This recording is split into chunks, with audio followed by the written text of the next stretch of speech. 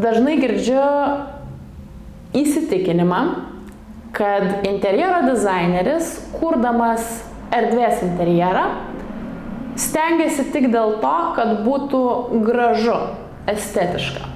Bet pamiršta, kad erdvė turės būti naudojama ir ji turi būti patogi, ergonomiška.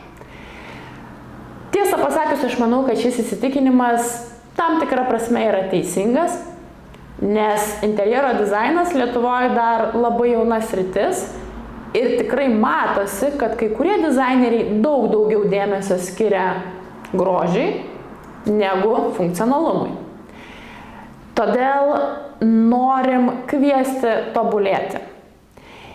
Interjeras iš tiesų turėtų pirmiausia tarnauti žmogui, o tuomet, kada jis yra funkcionalus ir tarnaujantis bei patogus, tuomet mes jį įvelkam dar ir į grožio ir estetikos sąvoką.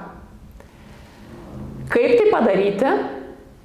Tai tikrai nėra savaime suprantama, bet viskas, kas geriausia, jau yra išrasta. Todėl kviečiu į patyriminį seminarą labai ypatingo erdvėj, Blank Page Studio, Aleksandros Ileinienės name, kur labai aiškiai įsivardinsim, kokie aspektai padeda sujungti funkciją su grožiu ir estetika. Ir ne tik kalbėsim apie tai, bet ir patirsim tai ir matysim realius pavyzdžius, kaip tai veikia erdvėje ir išsiaiškinsim, kaip to pasiekti mūsų klientų erdvėse.